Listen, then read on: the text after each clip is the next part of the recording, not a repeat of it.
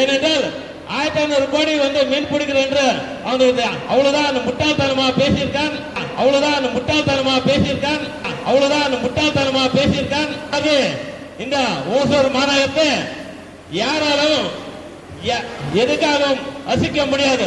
ஏனென்றால் ஒருத்தர் வீடியோ போட்டிருந்தார். இந்த மழை வரும்போது அந்த பாகலூர் ரோடு 1500 கோடியில மீன் பிடிக்கிறார். 1500 கோடி சொல்லி அவர் வீடியோ பார்த்தேன். கண்டிப்பாக அவருக்கு நான் சொல்ல ஒரு கடமைப்பட்டிருக்கேன். ஏனென்றால் 1500 கோடி மீன் பிடிக்கிறேன் என்று அவனுக்கு அவ்வளவுதான் முட்டாள்தனமா பேசியிருக்கான். ஏனென்றால் 1500 கோடி மீன் பிடிக்கிறேன் என்று அவனுக்கு அவ்வளவுதான் முட்டாள்தனமா பேசியிருக்கான். 1500 கோடி என்னென்ன பணிகள் செய்திருக்கோம் என்று நாங்கெல்லாம் போஸ்டர் ஒட்டி நாங்க சொல்லியிருக்கோம்.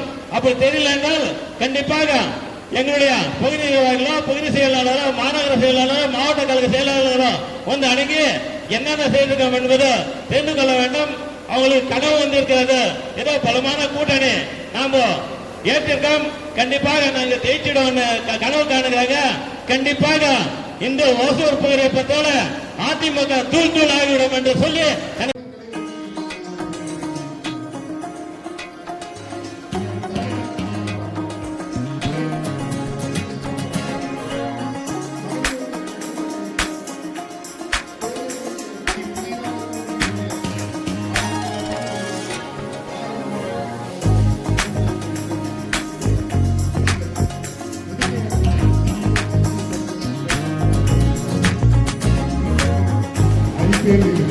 திமுக எழுதி வைத்துக் கொள்ளும். உனக்கு மலர் வழங்கை சொந்தமாக எல்லாரும் சேர்ந்து மலர் வழங்கை செய்வார். ஏன் சொன்னார் திமுக அழைப்பை ஒழிப்பேன் அத்தனை பேரும் இன்றைக்கு பூமிக்கு கீழ். அப்பேற்பட்ட ஒரு மாபெரும் ஒரு தொண்டனை கொண்ட அந்த ஒரு இயக்கம். இந்த இயக்கத்திலே முதலாக உதயசூரியன் வகித்த நம்முடைய எஸ்சி தலைவர் அவர்கள் நம்முடைய மாவட்ட செயலாளர் பிரகாஷ் அவர்கள் அழைத்தார்கள். இளைஞர்களுடைய உதயசூரியன் சின்னத்தை இந்த இடத்திலே ஒப்படைத்திருக்கிறேன். திராவிட முன்னேற்றங்களுடைய உதயசூரியன் சின்னத்தை என்று சொன்னபோது நம்ம எல்லோருடைய நாம் வாழ்ந்துள்ளோம். ஆனால் கிராமத்தில் மாவட்ட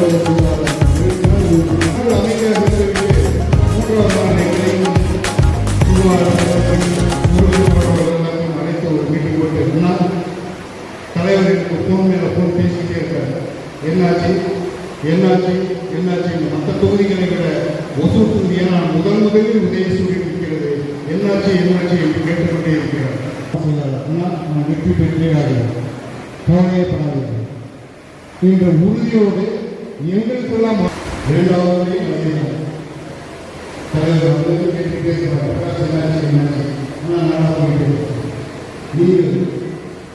இவரையெல்லாம் தலைவர் கூட தூத்துக்குடியை சொல்லியிருக்கிறார். மாவட்ட செயலாளர்கள், ஒன்றிய செயலாளர்கள் இந்த கழகத்தை நான் நடத்தி கொண்டிருக்கிறேன். அவர்களால் மட்டும்தான் மீண்டும் நான் முதல்வராக முடியும் என்று மிகப்பெரிய நம்பிக்கையை வைத்திருக்கிறார். ஒரே ஒரு செய்தியை சொல்லி நான் நிறைவு செய்கிறேன். இன்றைக்கு மகளிர் இங்கே இத்தனை பேர் வந்திருக்கிறீர்கள். என்னுடைய நண்பர் சுமார் சொன்னது போல நாங்கள் எல்லாம் கூட்டம் நடத்தும் போது 20 பேர் 30 பேர் வந்து இந்த இடத்திலே இன்றைக்கு திராவிட முன்னேற்ற கழகத்திற்கு மகளிர் இது ஒன்று பொதுக்கூட்டம் அல்ல, இது ஒரு பயிற்சி கூட்டம் போல. இந்த பயிற்சி கூட்டத்தில் இத்தனை மகளிரை பார்க்கின்ற போதே திராவிட முன்னேற்ற கழகம் வென்று விட்டது, வென்று எடுத்தது. இந்த கழகத்தை அடுத்த கட்டத்திற்கு எடுத்துச் செல்ல வேண்டும், அடுத்து வெற்றி பெற வேண்டும். தலைவர் சொன்னார் வெல்வோம் 200 படைப்போம் வரலாறு என்று சொன்னார். அந்த 200 ஒரு தொகுதி ஓசூர் ஓசூர் ஓசூர் என்று சொல்லி வாய்ப்பு வழங்கிய மாநகர கழகத்துக்கும்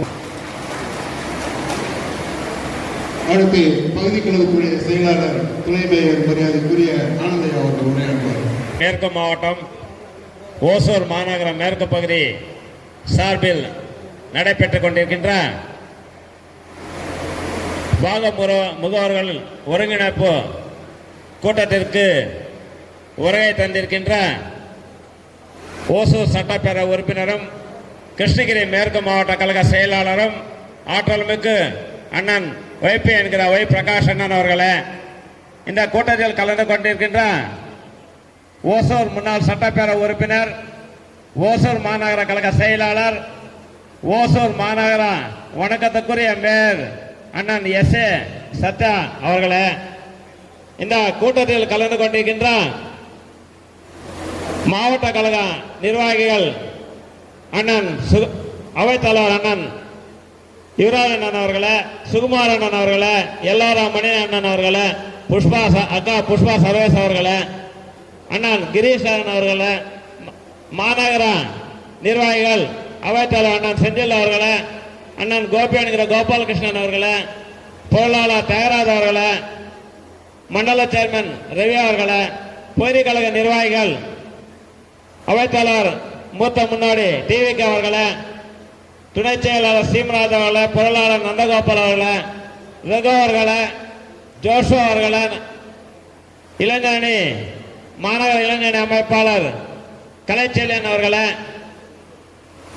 மற்றும் இந்த கூட்டத்தை சிறப்பாக செய்திட வேண்டும் என்று நோக்கத்தோடு இந்த கூட்டத்தை அழைத்து வந்த ஒட்டக்கழக செயலாளர்கள் வார்டு 1 வடிவேல் அவர்களே, வார்டு 2 வித்யாசாகர் அவர்களே, வார்டு 3 முனிகிருஷ்ணன் அவர்களே, 4ஆம் வார்டு ஆறுமுகம் அவர்களே, 5 ரகு அவர்களே, 6ஆம் வார்டு சந்தோஷ் அவர்களே, 7ஆம் வார்டு ஹரிஷ் அவர்களே, 8ஆம் வார்டு சீனிவாசன் அவர்களே, 9ஆம் வார்டு கார்த்திக் அவர்களே, 10ஆம் வார்டு எல்லப்பா அவர்களே, 11ஆம் வார்டு சென்னீரன் அவர்களே, உங்கள் அனைவருக்கும் நெஞ்சார்ந்த நன்றியை தெரிவித்துக் கொள்ள கடமைப்பட்டிருக்கின்றேன். இந்த கூட்டத்தை இவ்வளவு சிறப்பாக செய்ததற்கு முழு காரணம் நீங்க தான். ஏனென்றால் நாங்கள் ஏதோ ஒரு 11 பேரை தான் அலைபேசி மூலம் அழைக்க முடியும். நீங்கள் தான் இந்த கூட்டத்தை கூட்டியிருக்கிறீர். உங்களுக்கு மேற்கு பகுதி திராவிட முன்னேற்ற கழகம் சார்பாக நெஞ்சார்ந்த நன்றியை பாராட்டுகளை சொல்ல கடமைப்பட்டிருக்கிறேன். இந்த கூட்டத்தை எப்படியாவது நல்லபடியா செய்திட வேண்டும் என்று 3 நாளுக்கு முன்பு இந்த வார்டு கழக செயலாளர்களை கூப்பிட்டு கூட்டத்தை சேர்த்து நீங்க எப்படியாகட்டும் பிஎல்ஏ டு பிஎல்சி எல்லா நிர்வாகிகளால கண்டிப்பாக நீங்க அழைத்திட வேண்டும் என்று நான் அறிவுறுத்தேன். அதுக்கு ஏற்ற போல என்று மிக சிறப்பாக செய்திருக்கிறீர்கள். உங்களுக்கெல்லாம் நன்றியை சொல்ல கடமைப்பட்டீர்கள். அதே மாதிரி திராவிட முன்னேற்ற கழகம் இந்த அளவுக்கு வளர்ச்சி ஆகிறதுக்கு காரணம் என்னவென்றால் நீங்க கொஞ்சம் சிந்திக்க வேண்டும். ஏனென்றால் ஒருங்கிணைந்த மாவட்டமாக இருக்கும்போது அண்ணன் செங்கோட்டையன் அவர்கள் தான் இந்த மாவட்ட செயலராக இருந்தார். அப்பொழுது வளர்ச்சி அடைவதற்கு சிரமமாக இருந்தது. காரணம், கிராமப்புறங்களில் திராவிட முன்னேற்ற கழகம் என்ற ஒரு கட்சியை நிலைநாட்டுவதற்கு கண்டிப்பாக முடியவில்லை என்பதுதான் இந்த கூட்டத்தினால நிதர்சனம். ஏனென்றால் ஒரு 3 தொகுதிக்கு மாவட்ட செயலாளர் பிரிக்கும் போது அந்த மாவட்ட செயலாளர் நியமிக்கும் போது இந்த பகுதிக்கு ஒரு நல்ல மாவட்ட செயலாளர் உருவாக்கி கொடுத்தது தலைமை கழகத்திற்கு பாராட்டக்கூடிய ஒரு விஷயமாக இருக்கிறது. ஏனென்றால் ஒரு கிராமப்புறத்தில் பிறந்த ஒரு விவசாய குடும்பத்துக்கு பிறந்த ஒரு தலைவனை திராவிட முன்னேற்ற கழகம் அங்கீகரிக்கப்பட்டு அவருக்கு ஒரு மாவட்ட கழக செயலாளர் என்று சூட்டி அவரை இந்த மேற்கு மாவட்ட கழக செயலாளராக நியமித்ததுக்கு மாநில கழகத்துக்கு பாராட்டுகள் தெரிவித்துக் கொள்ள கடமைப்பட்டிருக்கேன்.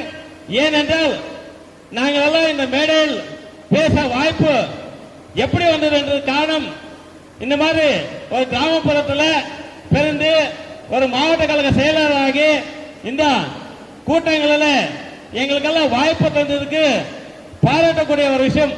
ஏனென்றால் ஏதோ கடந்த காலத்தில் ஒரு இயக்கத்தில் ஒரு தலைவர், ஒரு மாவட்ட உறுப்பினராகட்டும், ஒரு மாவட்டத்தில் பொறுப்பாகட்டும் வர வேண்டும் என்றால் கண்டிப்பாக அது முடியவில்லை.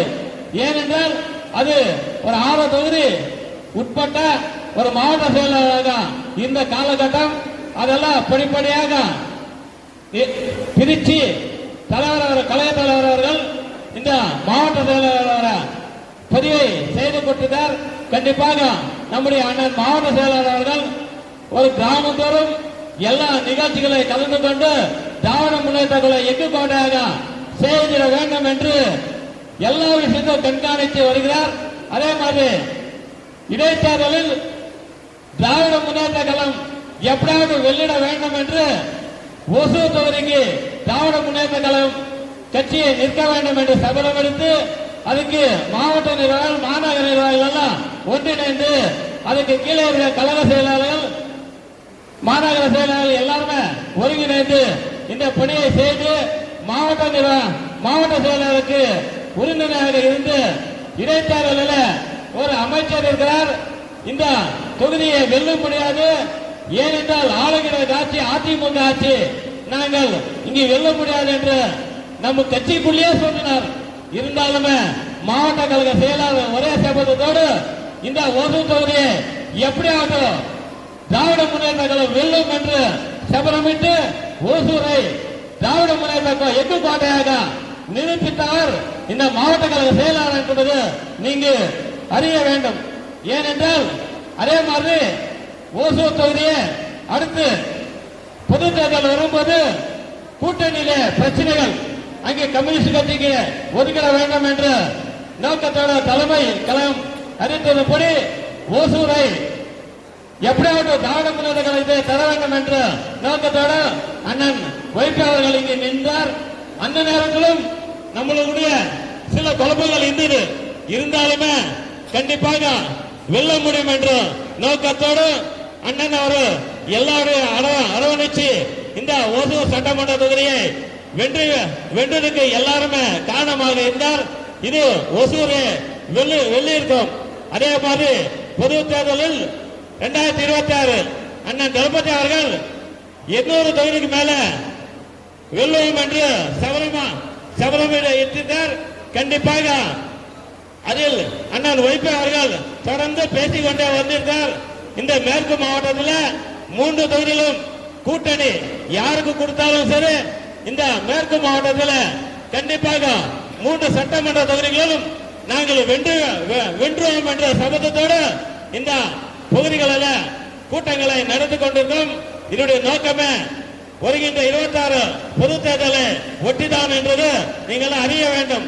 ஏனென்றால் நம்முடைய தானா தலைவர் தளபதி அவர்கள் நம்முடைய நிர்வாகிகள் கூட்டத்தில் பேசுகின்ற போது சொன்னார், இந்த மேடையில் இருக்கின்ற யாருமே நாங்க வேலை செய்ய முடியாது. கண்டிப்பாக வார்டு கழக செயலாளர்கள் BLA to PLC நிர்வாகிகளால் பணி செய்திட வேண்டும். உங்களை நம்பிதான் இந்த இயக்கம் இருக்கிறது. நீங்க தான் இந்த கட்சிக்கு உறுப்பினராக இருக்க வேண்டும். உங்களை நம்பிதான் நாங்கள் 800 வெல்வோம் என்று சொல்லியிருக்கார். கண்டிப்பாக நீங்கள் இன்று முதல சபதம் ஏற்க வேண்டும். ஒரு வார்டு வாரியாக ஒரு தெரு வாரியாக நாங்கள் சென்று வேண்டும்.